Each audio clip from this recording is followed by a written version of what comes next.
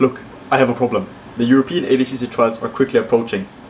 And with it being the first competition that I do that will actually be important, I feel like I need to improve a big hole in my game. My wrestling sucks. And figuring every top competitor is somewhat competent in wrestling, I need to improve on it. And also, being good at wrestling is pretty sick. I mean, there's a reason J-Rod used to be one of the most loved athletes. The problem is, however, the competition is only 61 days away. And that is not a lot of time, but I figured doing something about it is better than doing nothing. So basically this video will be the first in a series where I will be improving my wrestling for trials. But why wrestling? The ADCC rule set has a couple of components that makes it very beneficial for you to know wrestling. And I've basically split this into three things. First is the match structure. Basically, all ADCC matches are split into three different segments, where each segment is either 4 or 3 minutes long, depending on if it's a finals match or not. In the first segment, there is no points. This is to encourage competitors to be daring, but in practice it just leads to people stalling in the first part of the match. If nobody is submitted in the first segment, the match moves into the second segment. Here, sweeps, takedowns, mount and knee on belly is worth 2 points, while back control and guard passes are worth 3. If still no points are scored in this part of the match, it moves on to the third stage, which is the overtime. Here, both players are stood up and reset in a neutral standing position and points are active. I think you can see how this kind of favors the wrestlers. They stall in the first part, stall in the second part, and then just wrestle fuck you in the last part. So the second thing would be turtling. Basically, the ADCC rule set says that a player needs 75% of their back to touch the mat for 3 seconds for a guard pass or a takedown to be considered legit. So basically, players read this. So basically, Jiu-Jitsu guys heard this and just turned around, getting into a kind of a ball position.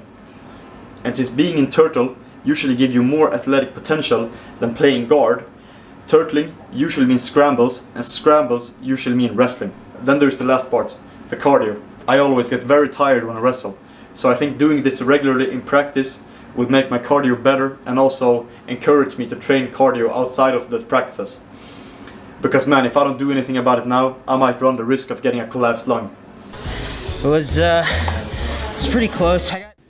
So I did some research and found 4 big goals that almost every good wrestler tries to achieve. But before I reveal these to you, let me show you what problems I ran into during the way. I went to training the first day and got absolutely controlled by people that were better than me. This is when I realized this challenge was going to be harder than I thought.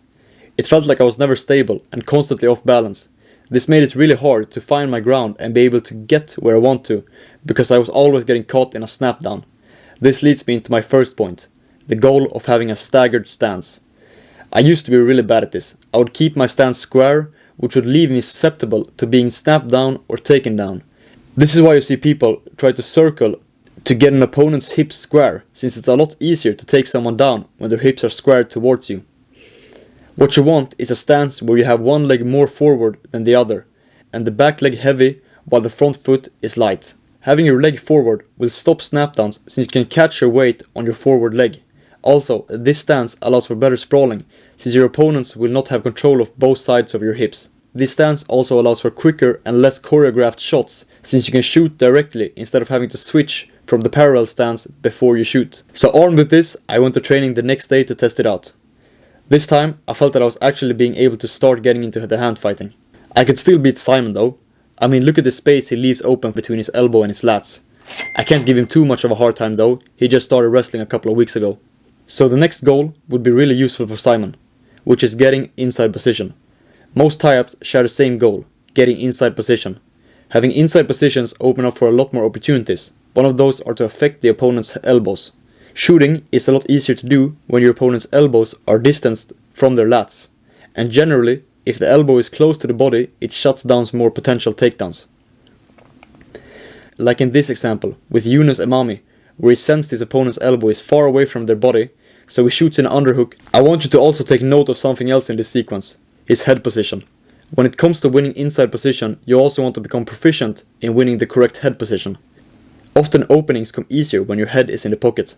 Usually it's harder to set up effective shots when you're forehead to forehead or ear to ear, since it's a lot easier for opponents to feel and stop your attempts when connected like that. Now I'm going to explain the last two while trying these goals, but before that, let's recap quickly. We have two goals. The first one is to have a staggered stance with weight on the back leg. The second goal is to get inside position with both head and hands. Now you know some general rules, but how do we initiate and make opportunities for a takedown? Well, you want to control the arms. Controlling the arms lets you determine when you can shoot or not.